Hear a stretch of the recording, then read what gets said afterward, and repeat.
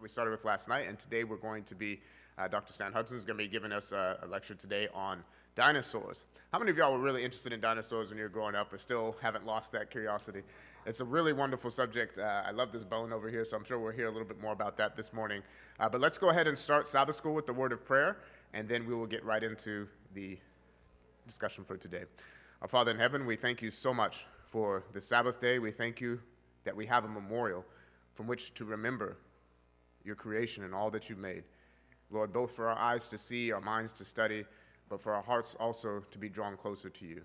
I pray that as we hear the message today, that we would just be overwhelmed with the intelligence with which you have designed and the compassion with which you have created us. And I just ask for these blessings in the name of Jesus. Amen. All right. Okay, Ken. Oh, let me take the mute off, huh? All right, here we go. Good morning, everybody. Happy Sabbath. Okay, here we go. We're going to talk about one of the funnest topics there is, all right? Dinosaurs. I mean, let's face it, there's a little kid in all of us. And Adventists have a fairly unique view of dinosaurs, and we'll talk about that uniqueness toward the end of the talk today. So, let's take a look and see what the Bible says about dragons and dinosaurs. Do you know, of course you all know, that dragons are mentioned in the Bible? Well, the great dragon was cast out, that serpent of old called the devil and Satan, who deceives the whole world. When you think of the word dragon, what is the pictures that come up in your mind? What's the image? Pardon me? The devil, but probably something red and pointy and fire-breathing and all of that kind of stuff, right? Well, that is not what the original Greek word drakon means. It simply means a large reptile. Now, the imagery of fire-breathing and red and pointy and all of that kind of stuff is pretty much a medieval view of dinosaurs. Of dragons. So I want you to remember what that word means because that's significant as we get to the end of the talk. When did they first find dinosaur fossils and what did they think about them? This is kind of interesting. Incidentally, this is kind of hot right now and it just sounds slightly echoey. Is that the way it sounds to you or it sounds good to you? Okay, a little bit echoey, just a little hot maybe? I'll talk louder but turn me down or something. Testing 1, 2, 3. Actually, that's better. Thank you very much. Robert Plott was a scientist from Oxford, and he was the first one to write a scientific paper about a dinosaur bone that was found there in England. And guess what? He thought it was a bone from an elephant. Now, he thought it was from a Roman-era elephant that had lived in, and it's not a terrible bad guess, but he was wrong. And scientists sometimes are wrong. Let's go to America for a minute, and a pastor who noticed that by the side of the road in his Connecticut town that he pastored in, there were bird footprints all over. He thought bird footprints anyway, big bird, like ostriches or something. And he wrote a paper about that. And it turns out those were dinosaurs. Sometimes pastors are wrong. Okay, they thought they were giant birds. No, they were dinosaurs. In the early 1800s, they found bones and teeth and so on in England. They didn't really know what they were. This tooth is famous. It was found by Dr. Mantell, and he found out from a friend, because he didn't know what it was. A friend said, well, it looks like an iguana tooth, but it's 20 times too big. Well, eventually that led to the discovery and naming of a critter called an iguanodon, an iguana tooth, okay? And this is probably the first dinosaur that was really studied and drawn pictures of. How do you like that early rendering of an iguanodon? Kind of looks antique, doesn't it? Now they think probably more like that. But anyway, this made the big news. Then they found a jaw with a serious-looking tooth, and they ended up calling that a megalosaurus, which is big lizard. And again, that's what they imagined it looked like until they found more bones to construct a better image. But I like to tell secular folks that it was a creationist who came up with the term dinosaur. Sir Richard Owen would have been the most famous scientist in England had not Darwin come along in the 1800s. He set up the British Museum. He was an anatomist by training. He coined a term using dinos and sauros, which means awesome lizard. Okay, and that is how he came up with the suborder Dinosaurs. For a while in England, they put on displays in the mid-1800s, imagined what these dinosaurs looked like, put them out in kind of a park setting. These sculptures exist today in another park. I think they moved them to Hyde Park. But anyway, this is the earliest idea of what maybe dinosaurs look like.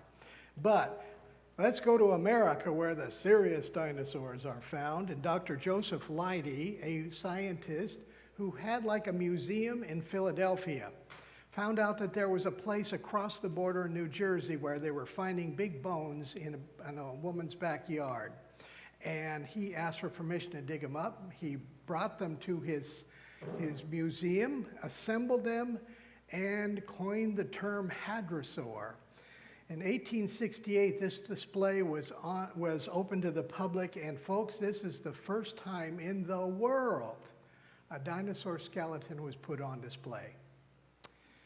Now, if you don't think that didn't cause a stir in the world and their image of the past, the ancient past, for a while, creationists didn't have a lot of really good answers for this. When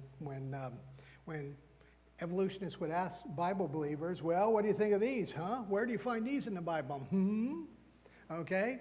And we had a couple of answers. One was, I don't know. That was one. And the other was, I think the devil made those bones and put them in the ground to confuse us about the past. We didn't have good answers at first, and we were somewhat defensive. We know a lot more now.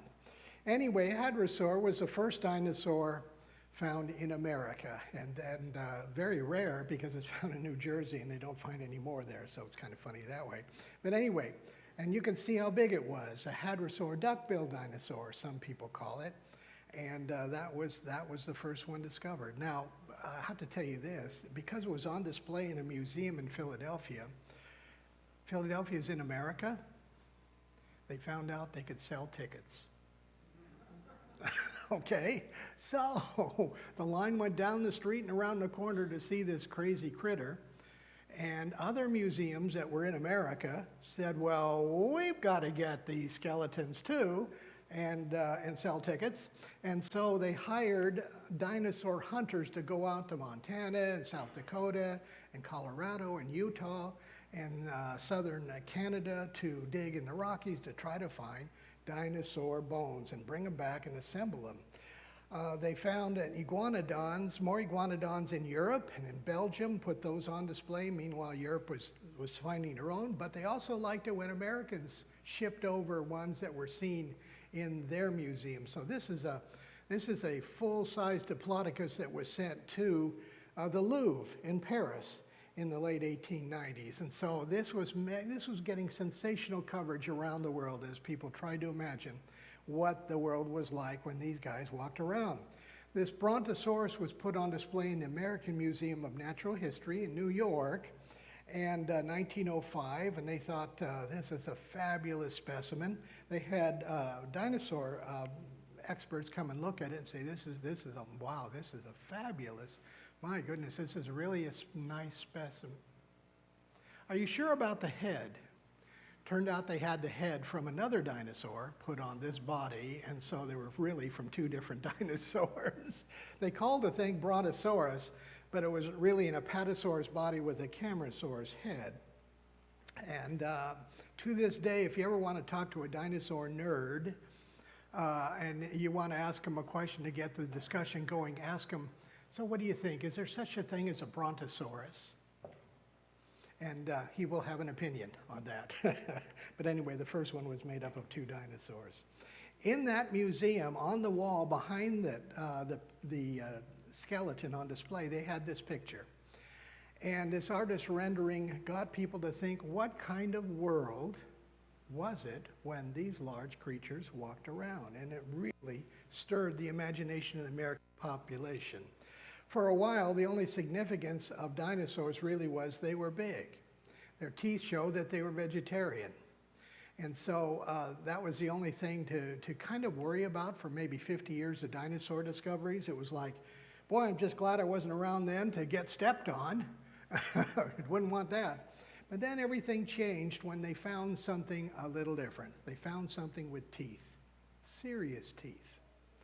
I've been on a back road in northeastern Wyoming with a fellow who knew the area well. We're driving down this gravel road. And Stan, you see that hill up ahead? Yeah, that's where Dr. Leidy found it. He found the first dinosaur, 1905, that he coined the term Tyrannosaurus Rex, or king tyrant lizard. Now, this changed the whole image of dinosaurs, as you can imagine. From a lot of them seem to be more or less like big elephants to, big lions maybe, big tigers, big meat-eating dinosaurs. And that changed everything. That's the early 1900s. There it is, the first one on display, 1905. And again, sold tickets because it's America. And people wanted to see this thing. And it really did change the image. One thing we know about T-Rex, and let me just talk a couple things about T-Rex because everybody's curious about T-Rex. One thing we know that he ate was Triceratops. Now, how do we know that he ate Triceratops? Let's see if you can guess how they knew. That's exactly right. They found a T-Rex still had some of his lunch in his stomach. And when they looked at the bones, they could tell this is all from a Triceratops. Now, it doesn't answer the major question the dinosaur nerds like to fight about back and forth. T-Rex, was he a predator or was he a scavenger? Eating Triceratops wouldn't prove it one way or the other. So was he a predator or was he a scavenger? And let me pull my little T-Rex out of here. Okay, so what would make you think for a minute that maybe, just maybe, it wasn't a predator? Doesn't look like he could move very fast. Yes, he looks like a big lumbering kind of thing. He wasn't built for speed. That's a good point. Any other points? Tiny front arms. How in the world is he going to catch something? Although they speculated he caught things with his back feet, but I don't know. That would take some doing. Anyway, so every once in a while you'll see a new story. Scientists now are fairly sure he was a predator. And then a few months later, now scientists are fairly sure he was a scavenger.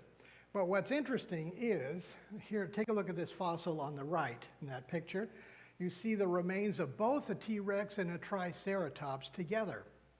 And when they looked at the Triceratops, they found teeth marks on the bone. When they looked at the T-Rex, they found that it had broken ribs. So it looks like, and tonight we're going to talk about the flood, how animals possibly got to top parts of hills and so forth as the waters were rising. What happens here is it looks like these two were fighting over the last little place as the waters were rising, and they both got covered up and preserved at the same time.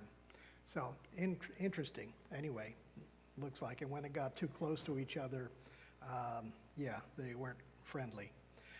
Okay, a T-Rex footprint has been found. There's actually maybe two. I don't know if there's more now, but two. One was discovered in New Mexico that they're quite sure. 33 inches long, 28 inches wide, and 9 inches deep. So a very heavy animal. So this T-Rex was for a while the best ever found, and it was at 40% complete. 40% complete. You might be surprised to know that most dinosaur skeletons are only partial skeletons. Rarely do they find one complete, if almost ever. And you might also be interested to know that the minimum number of bones of an animal that you find that will classify it as a skeleton is 10%. Why is that important? Well, that's important because you'll see news stories saying, new dinosaur skeleton was found. And boy, it just solves everything. I mean, it just answers all the questions we've ever had about evolution, or something like that, something sensational. And then you find out that there's there's a leg bone, there's a backbone, there's maybe part of a, you know what I mean? It's just very sketchy. And they imagine the rest. in their mind, but not necessarily the evidence from the fossils. It's important to know that. So 40%, incidentally, that T-Rex was named Stan. It's named after its discoverer. Yeah, and the next one that was found of significance in 1990 in South Dakota was called Sue, and Sue, a dinosaur named Sue, and she was 90% complete. Now, we don't know the genders of dinosaurs. That's still one to be discovered.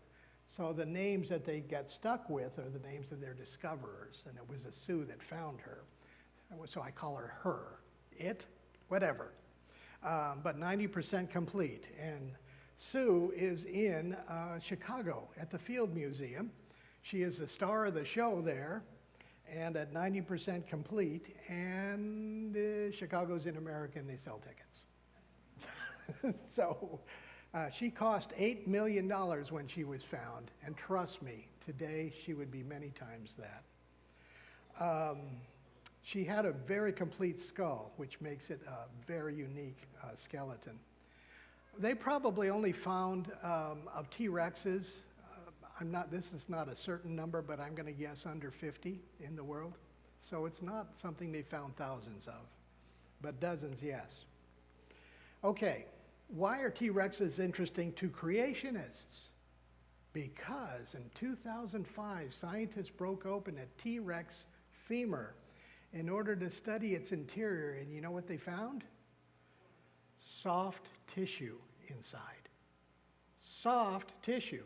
They found a vessel that was still flexible, bendable, and they found what sure looked like the stains from red blood cells. That's organic material. Folks, you cannot have 65 million year old organic material. It will long have gone at least 64 million years before then. And this is all based on studies done by evolutionists for years before. They wanted to know how long things broke down, and so they would no longer be in a fossil. By their own numbers, they say this is impossible. And yet, this was found by a woman scientist with a team, and she was harassed unmercilessly with comments like, you call yourself a scientist, you're an embarrassment to your university, you should be fired, you know. Imagine what creationists are going to do with this. You do shoddy work. You go back to the laboratory and do your work over again. Come on, please. And that kind of stuff. No feminist people defending her. They did make a couple of comments where she thought, okay, maybe I could have done that part of it better. She went, redid her research, came back with the same conclusion, and now it's more or less accepted. And she made a very good science statement after all of this, and here it is. Either there are ways of preserving organic material we have no concept of now, or these bones are not as old as we thought. I would go with the latter one, but anyway, pretty interesting. So now what has that done? That's opened up a wide door for people looking in their fossil collections. I mean, if you listen carefully, people might be breaking bones as we speak to look at the inside. No, anyway, they're looking for organic. They are finding it, and now there's dozens of examples of organic material that should have long been gone if the fossils are really millions of years old. Interesting, huh? And just in these days, so God is kind of answering some of the questions we have about age of the earth. Footprints, you've heard of footprints or fossil evidence.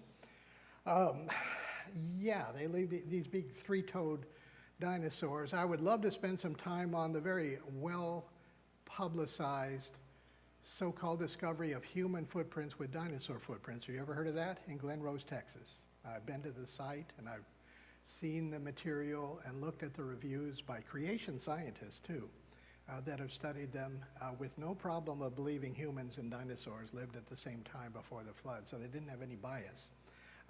Let's just say that there's very few people who are supportive of that as actually being solid evidence, and I could go on at length to talk about that debate.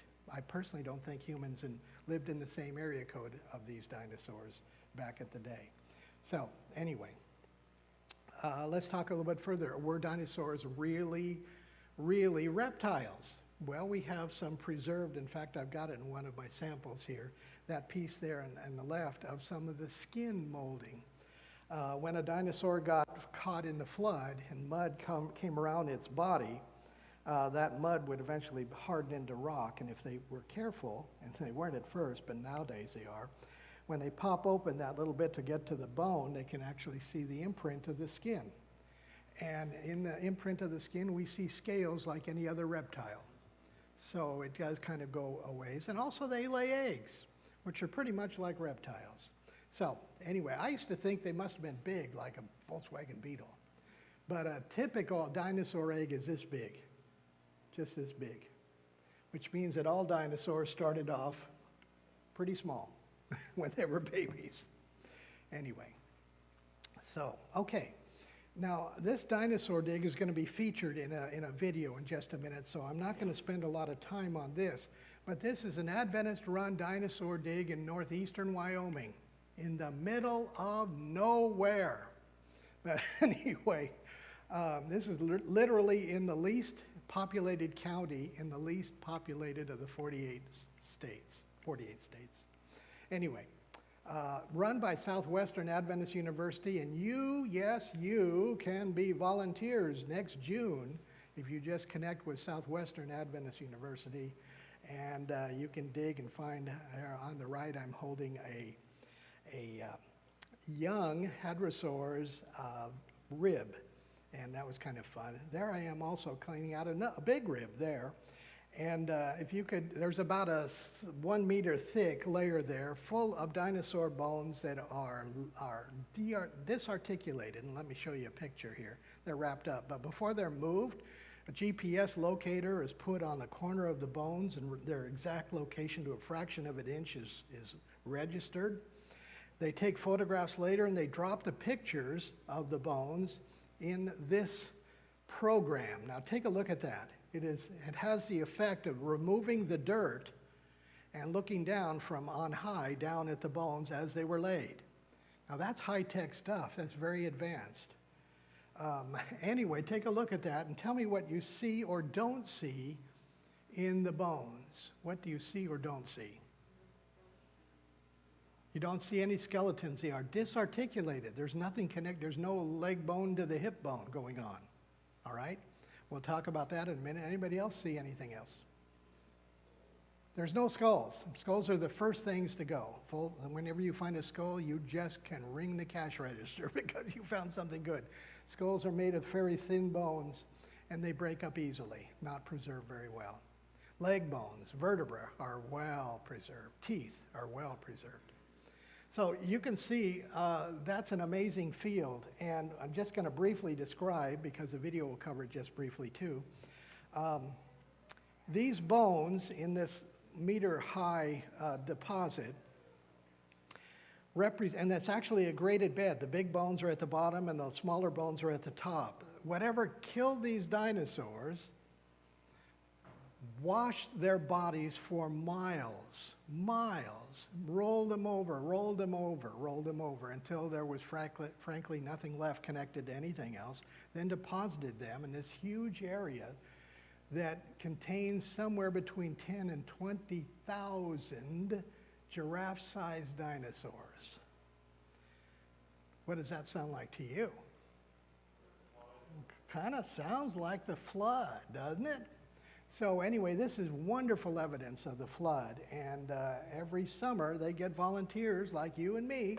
We take from the North Pacific Union Conference's office, we sponsor a group of pastors and teachers, and when it's teachers, we'll take their students as well and gives them hands-on experience digging up dinosaur bones. It's kind of cool.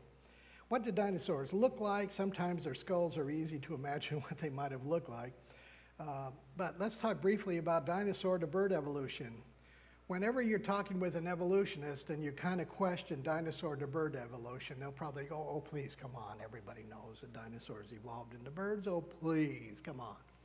All right. Okay, so let's talk about those theories. There's two theories about how it might have happened. One would be from large ground bipeds. Okay, in other words, two-legged dinosaurs, big ones like this. they became birds. Now, what's the problem with that? I was waiting for somebody to say, what's not a problem with that? But first of all, you got a big heavy tail, got to lose that. You got big legs, lower legs, and got to lose those. And these little tiny arms have got to be huge and, and grow to be wings. You got to lose a lot of weight. It'd be nice if you could develop hollow bones. And your lungs, which are now very slow reading, it's going to be like, which is what a bird breathes. As they're flapping their wings, they are breathing. There's not a whole lot of things going for that, other than there is true, and nobody can deny that there's some shared anatomy between reptiles and birds. Secondly, small crocodiles from the trees, and this is their idea. That's their title for the theory, that crocodile-type animals crawled up in a tree, saw food, jumped out, got it, survived, made babies. Okay. Somewhere along the line, it somehow developed flaps, wing flaps, could go further out, be more successful. And then eventually, somehow or other, the wing flaps became wings. Any questions? Skin folds became wings, cold-blooded, it had to become warm-blooded, yeah. Bumpy scales to feathers. Hey, take a look at this. Those are bumps, and that had to become a follicle that grew out from underneath the skin. A bump on the skin evolved into a follicle that came out from under. Any questions? Okay, anyway, so now let's take a look at the fossil record and see if the fossil record helps this theory. Oops, come back. That's Archaeopteryx. They found Archaeopteryx down at the mid-Triassic level in rocks, and they assumed that, okay. Mid-Jurassic, that's right. About 150 million years ago, give or take a million. What's a million, right, among friends? Feathered birds came up from here. But dinosaurs go down deeper. Flying dinosaurs are deep enough, but no. It wasn't flying dinosaurs that evolved into birds. It's land dinosaurs. And land dinosaurs, they're a little lower, so you can see the space from here down to here might work, right? Oh, are you, you're not seeing are you? You're seeing my arrow? Okay, good. So, but here's the problem. They found bird footprints that came all the way down to here, which is too early to be helpful. So bird footprints at the beginning of dinosaurs. Take a look at this. This is an embarrassing fossil found in Argentina. And Argentina, these are clearly bird footprints because you see the helix, the backward toe. These are not reptiles, these are birds. And this bird was hopping around on this mud. Unfortunately for this scientist and evolutionist, 55 million years before the first record of true aves, or birds. Morphology identical. This is clearly a modern bird that landed in the mud way back 200-some million years ago. Too early to be helpful. So when it says it's significant, because we find, whenever a scientist will say that's significant, it's another way of saying we don't have a clue how this fits in here. But anyway, but it's significant. So they're finding footprints with morphology identical to modern birds in very, very early rock. Dinosaur evolution by types. I'm going to even put a bird on the right here to show you. We're going to be open-minded. Take a look and see. This is an ancestor. We don't know what it is, but I imagine that some kind of reptile eventually evolved in all these different kind of dinosaurs. So this is going from the right. It's going backward in time or lower in the rocks. Okay? We got lots of fossils earlier than dinosaurs. Let's see if we can find pre-dinosaurs anywhere. Okay, we're not finding them on any of and we don't even know who this guy is. In fact, if you think I'm kidding, listen to this evolutionist who says, from my reading of the fossil record of dinosaurs, no direct ancestors have been discovered for any dinosaur species. Alas, my list of dinosaurian ancestors is an empty one. So when you think of dinosaurs, you think, well, now that's evolution, dinosaurs. No, they just show up immediately in the fossil record just like anything else. And of course, kind of interesting. So no dinosaur ancestors. Now when we think of how big they get pretty big. Well, what's the smallest dinosaur? down to the size of a chicken. Dinosaurs existed that were the size of chicken. Then you're going to ask the next question, well, what's the difference between a dinosaur and a regular lizard? That's a very good question. And I'll ask it for you, and I'll give you an answer. Here it is. It's all in the hips. Because a lizard has lizard hips. Anyway, lizard hips that take the legs that come out from the body, all right? Whereas dinosaur hips have legs that go straight down and get the body off the ground more. So a lizard kind of does this to get around, whereas a dinosaur has either 4 legs or 2 legs and the body is off of the ground. And that, my friends, is the wonderful, what do you call it when it's a trick question? Anyway, the answer to it. Now take a look at this video, and I think we got sound up? There we go. Take a look at this, and I'll talk about the Wyoming Dig. In the mid-1800s, when dinosaur bones were being found all around the world, they did much to strengthen Charles Darwin's questioning of the biblical account of creation. There's no question that these bones reveal an ancient world much different than the world in which we're living now. Let's go and take a look at where those dinosaur bones are being found. Let's go to a dig site in the state of Wyoming.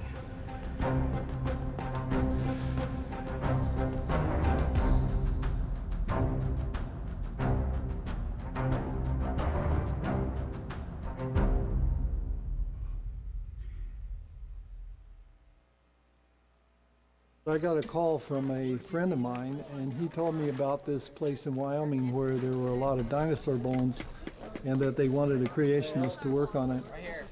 So I wasn't really initially interested, so I called a colleague of mine who's a vertebrate paleontologist, and he came out and looked at it. Subsequently, he brought me out here, and we looked at it together, and the owner of the ranch, who's a very wonderful person, brought me up onto one of these ridges. It's actually very near to here. And he opened up the door of his truck and got out, and he said, okay, hop out. And I looked down at the ground. It was covered with dinosaur bones. I couldn't walk on the ground.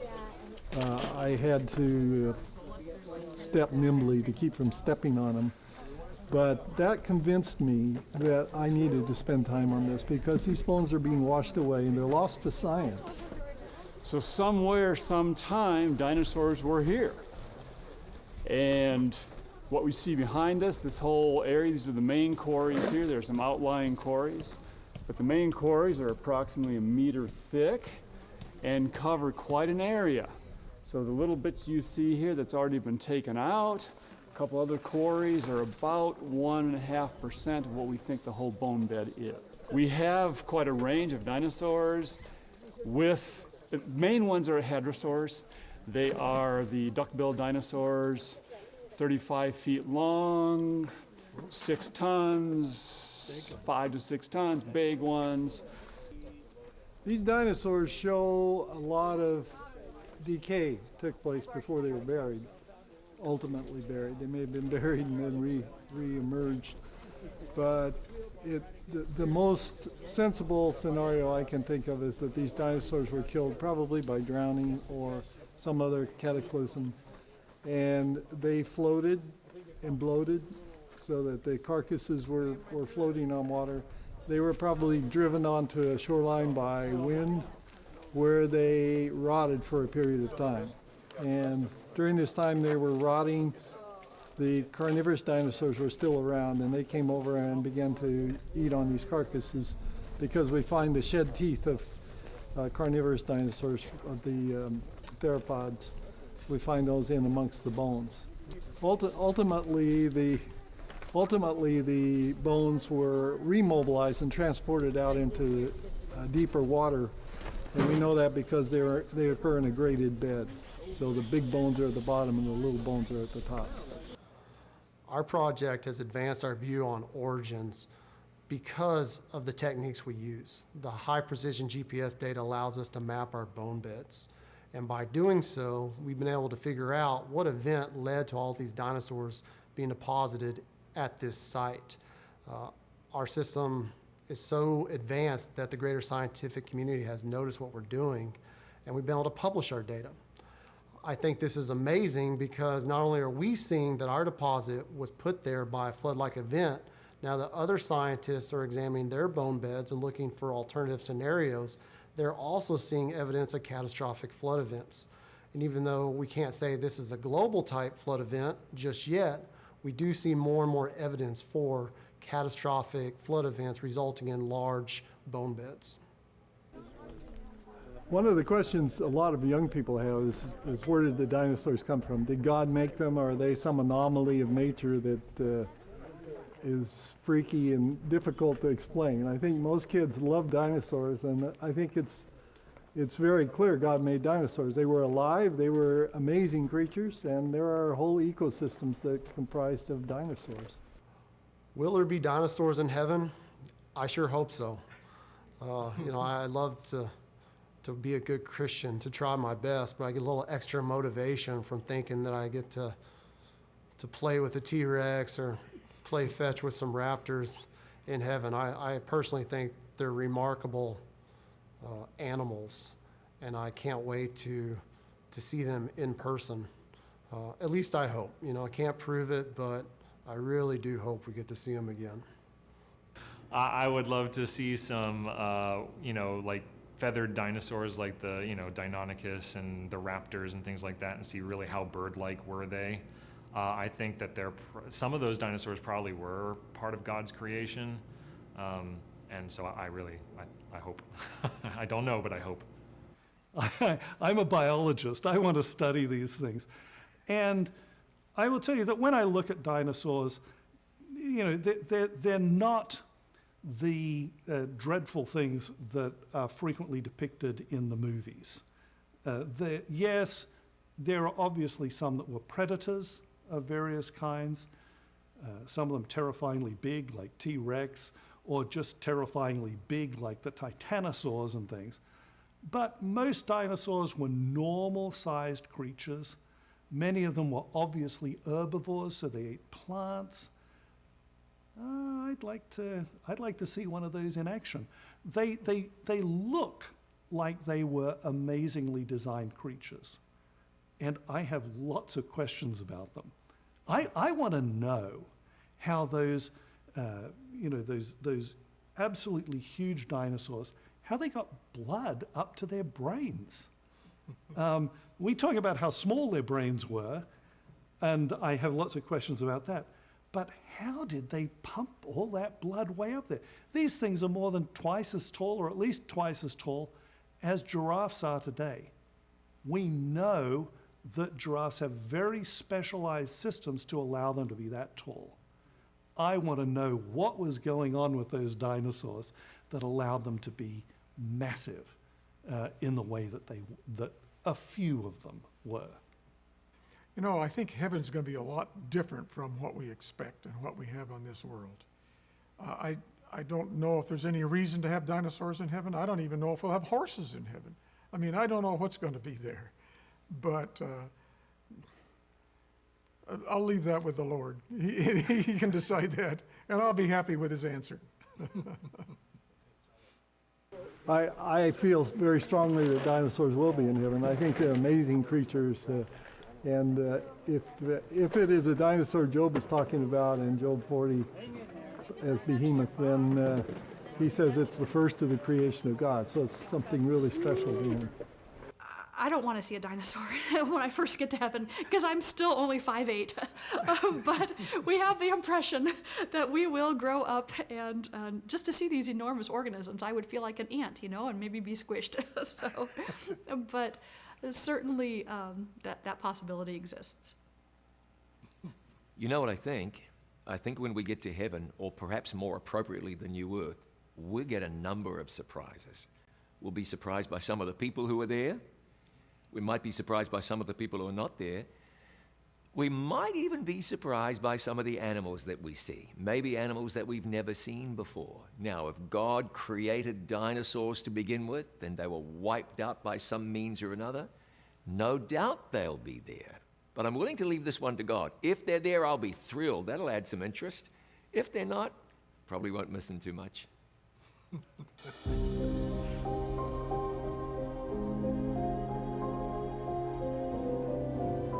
This is a So, obviously you say that I thought it would just be fun to run that question by these guys and see what they thought about that.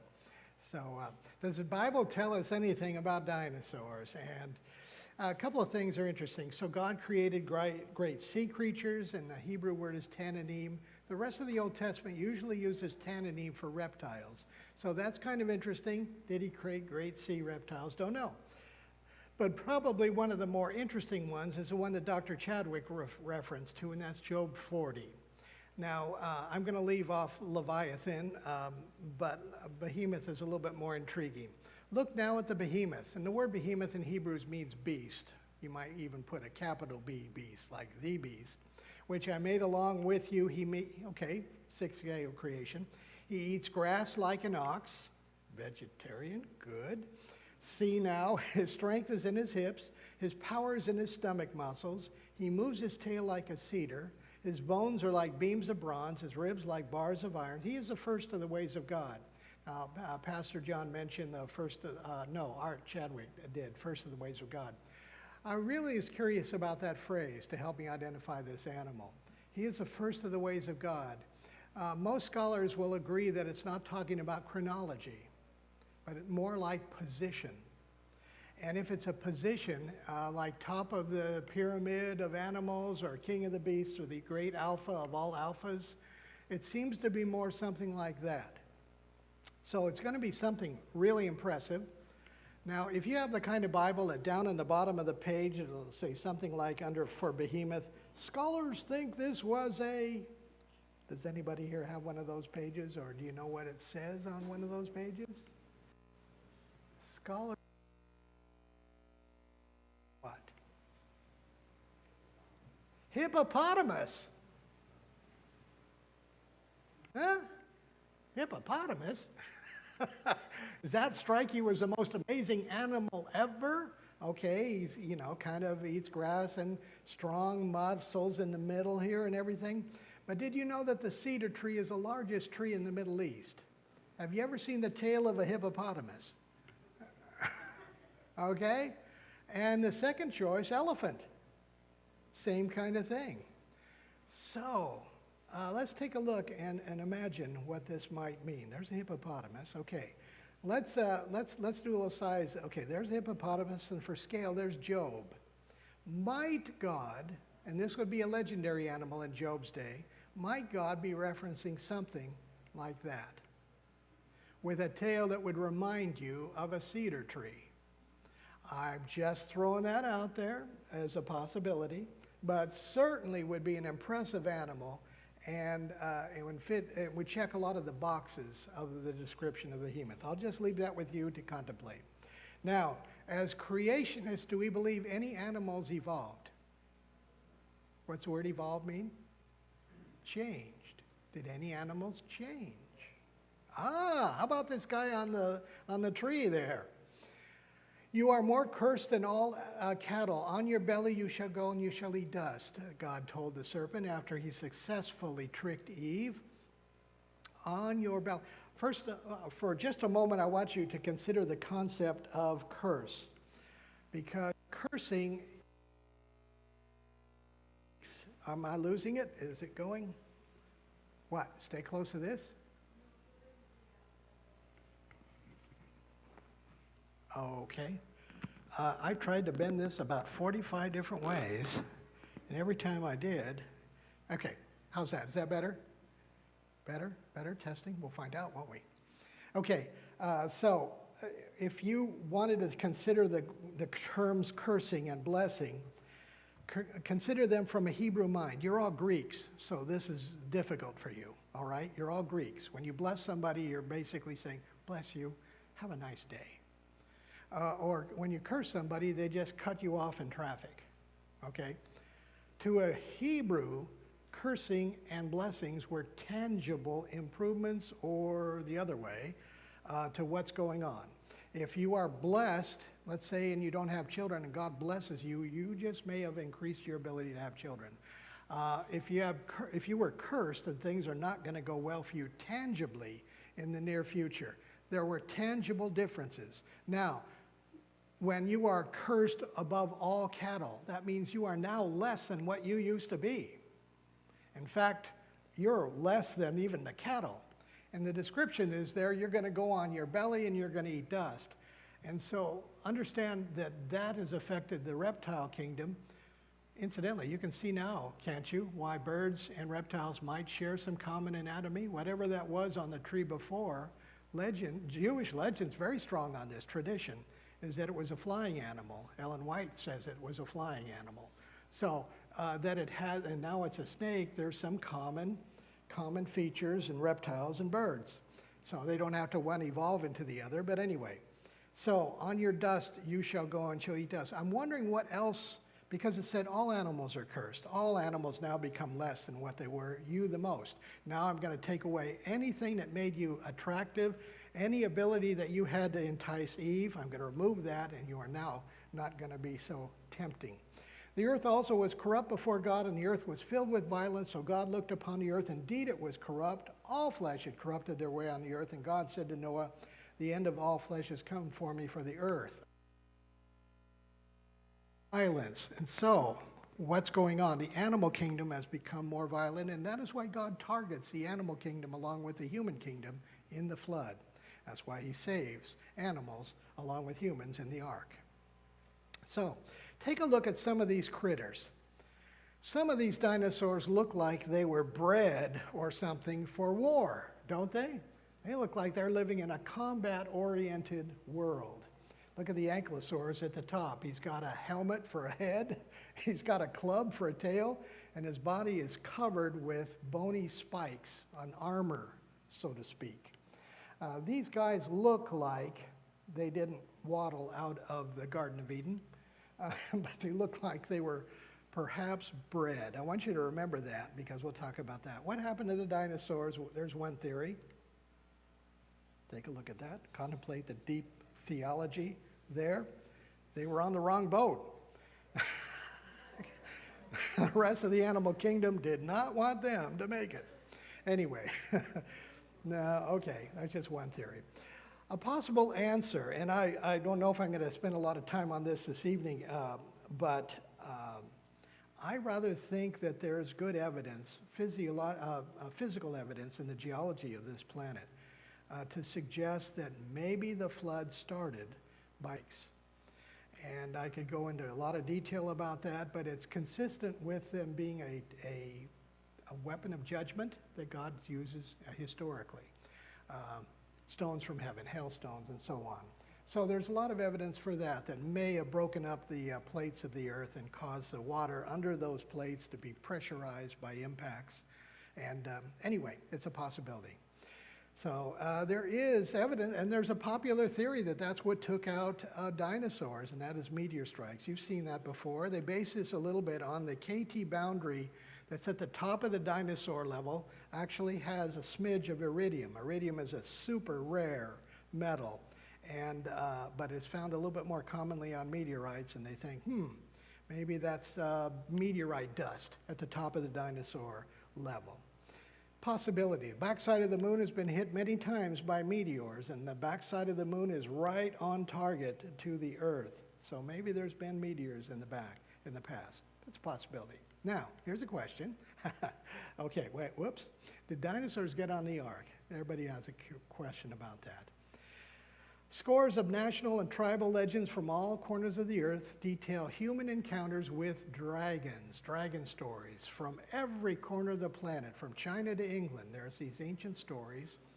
And what sometimes you will hear, because you ask an evolutionist, why are these stories of dragons all over the place? Human encounters with dragons. Well, they'll say, well, they found bones like this. And they imagine that these were dragons. Reptiles, lizards. Where do you get a lizard from that? Where do you get a lizard from these giant bones? In fact, a lizard is a non-scary animal to begin with. It's just a pest. Honey, there's a lizard in the kitchen. Will you please come and get it? It's not, wouldn't you, if you want to build stories of scary things, why not imagine that that was a bone of a tiger or a lion, a giant wolf maybe, like the ones in the back, in the surrounding hills. There are no stories of wolves or giant lions or any of that kind of stuff. They are consistently big reptiles. And again, why is that? To me, it's memories of encounters with dinosaurs. Some of these stories appear to be post-flood. The wolf and the lamb shall feed together, the lion shall eat straw like the ox, the nursing child shall play by the cobra's hole, and the weaned child shall put his hand in the viper's den. What does that mean? That means the reptile world will be restored like every other part of the animal kingdom. They shall not hurt nor destroy in all my holy mountain. I'm going to show you just in a moment here, and this is the last of the main talk. So the great dragon was cast out, the serpent of old called the devil and Satan, who deceives the whole world. What's that? What chapter of Revelation is that? Okay, 12 is just before 13. And 13 is just before. Good. Okay. This is stuff that's going into the last events on the earth. And the dragon, the devil, the deceiver, is trying to deceive people into thinking what? Among other things in his list of lies is to discredit the creation story. And that is why it's first and front at the beginning of the first angel's message. No. Worship him who created, who made. Okay? Whereas the devil is using an image to portray another story, an alternate story, a false story. Now, who's the lead character in that false story? The dinosaur, in my opinion, because people see dinosaurs and go, yeah, right, dinosaurs, millions of years, not Genesis. Am I right? Successfully uses that as an image. Now, just briefly, as I conclude here, I want you to notice something that this lady wrote about dinosaurs. Yes, I think so. But if there was one sin above another which called for the destruction of the race by the flood, it was the base crime of amalgamation of man and beast which defaced the image of God and caused confusion everywhere. Now, amalgamation means mixing. And so animals, beasts, and man, is that man with beast? And for a while, some people, without any other support, thought that. And that's not what the Ellen White estate has said repeatedly. She goes on to explain some things that help us understand what she's talking about. But first of all, when she says if it's the worst thing that happened that caused it was a triggering event for the flood, well, it's going to be in the Bible. So you go to the Bible, chapter 6 of Genesis, and you see God watching what's going on the planet, and it says, the sons of God saw the daughters of men, that they were fair and married whoever they wanted. Take a look at the next verse after that.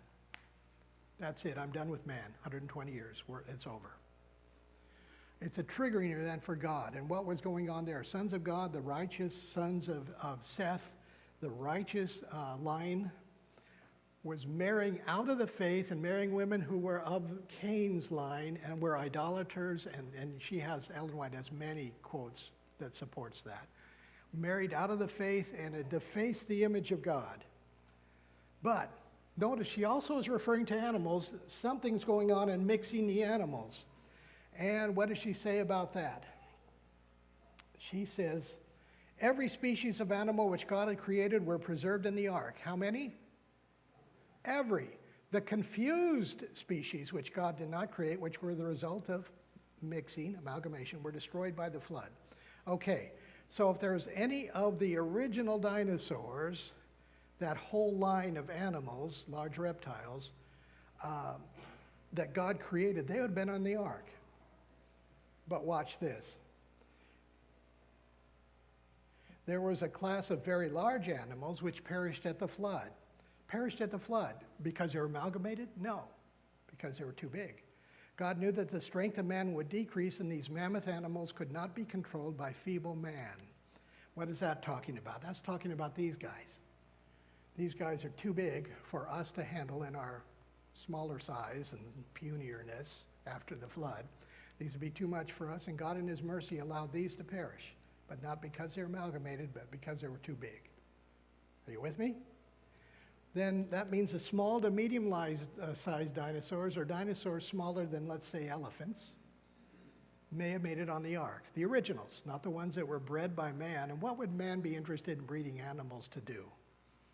When he was thinking of only violence, he wanted to make warrior animals out of some of these, hunters, warriors for armies, maybe in entertainment, who knows what. But bred some of them that way, and we have some of those animals that look like they're in that category. But the basic vegetarian large animals, it's just like the devil to take the very best things God makes and mess with it, like Sabbath, like marriage, and come up with some messed up images to where you couldn't see the glory of God and the beauty of the thing that God had created there. So I like to think that that's what's going on. And I'm going to close with this. I have been warned that henceforth we shall have a constant contest. Science, so-called, and religion will be placed in opposition to each other. Think we're there? Because finite men do not comprehend the power and greatness of God. I can't tell you how many times when I've had a science question, I think about, oh, wait a minute. God can do what he wants. There's nothing too hard for God. Here's my favorite verse in the Bible. Here it is, Jeremiah 32:27. It's at the bottom of every email I ever send as my favorite quote from the Bible. Behold, I am the Lord, the God of hosts. Is there anything too hard for me? Isn't that a great thought today on this Sabbath day of creation? Is there anything too hard for me? Nope. He made dinosaurs and he made man. Okay, I normally have time for questions, but I don't today. Am I right, David? One or two real quick. Okay, I just gave you it. I probably stepped on a toe or two on people who might have come in here thinking that all dinosaurs were amalgamated. I just think some were. Yeah, yes. We have the privilege to go to the site near Louisville, Kentucky. Okay. There have been Christians who have created a model of what The ark. Oh, now don't take my thunder away, my friend, because I'm going to talk about that very ark in Kentucky. That's in tonight's talk. Yes, you can go to the ark, see it today. All right, we'll talk about the ark. Thank you. Amalgamation means mixing. You can blend, mix things. Amalgamation today is used typically for talking about making alloys, metal alloys. So that's what that means. Have you ever heard of an amalgam? Pardon me? Taking two things and mixing. Yes. Taking somehow or other knowing the science well enough to understand that I can make a couple of large animals into one that's fairly fierce and large. Yes, exactly. And so they knew breeding. And they had brains probably a little bigger. Did I see a hand back here? Yes. Do you believe the genetic modification of the amalgamation is something that may be repeated today that may usher in the second flood? It kind of depends upon what the goal is. You know, obviously it's portrayed as helping advance medicine. You know, it's typically presented that way. But when you get into areas of modifying significantly creatures that God created, I think you are, especially humans, I mean, really there. I don't know, I just feel that's not a place where man is supposed to go, you know? I don't think we're smart enough to improve on a creation of God. So, anyway. Incidentally, DNA, and you know, like the Jurassic Park movies, they go off the DNA is preserved in a mosquito, it's in amber, you know, and all that. But there's a real chance that someday we might see mammoths. And the reason that they're thinking about that, and Harvard is working on this, we have found frozen mammoths in Siberia and Alaska, and their DNA is in pretty good shape because it's frozen. And so there's a chance that they might somehow or other put that into a modern day elephant, and out would come a mammoth. We'll have to see. It's, I don't think that's quite in the category of modification like you're talking about. It's more of a surrogacy kind of thing. So, but we'll see. Any other questions? One more, and then David's going to get on me here. No? Okay, so tonight we're going to talk about the flood, and tomorrow we're going to talk about the age of the earth. And those are key subjects in the whole thing. Yes?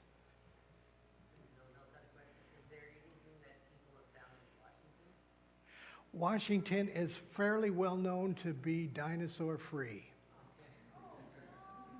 But mammoths, oh yeah, lots of mammoths are found in Washington. You know a good place to look for mammoths? Walla Walla, because the farmers keep digging them up there.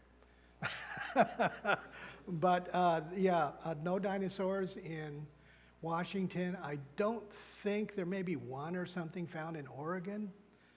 No, you need, and you got to have the right level. And we'll talk about why they're found in only certain levels tonight. Yeah. Okay, I'm done. David, come on up.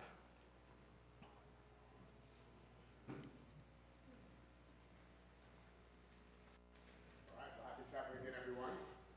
Pray out blessings to everyone. If anyone has a chance to go and look at some more of that research on the soft dinosaur tissue, this is a really fascinating find. They keep finding more and more of this. So anyway, if you're interested in those kind of subjects, I encourage more study.